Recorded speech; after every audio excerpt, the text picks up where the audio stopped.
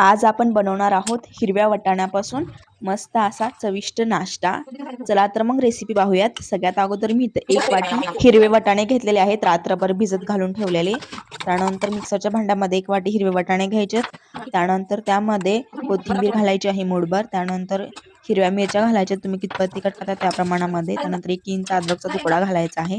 या सर्वांची छान अशी बारीकसर वाटण करून घ्यायचं आहे। त्यानंतर एका बाउलमध्ये हे वाटण काढून घ्यायचे। ज्या वाटीने आपण वाटाणे घेतले होते त्या वाटीनेच आपल्याला यामध्ये रवा टाकायचा आहे। मोठा किंवा बारीक तुम्ही कोणताही रवा टाकू शकता। त्यानंतर छोटा वाटी दही टाकायचं आहे। त्यानंतर चवीपुरतं मीठ टाकायचे, जिरा पावडर टाकायची आहे, चाट मसाला टाकायचा, हळद टाकायचे।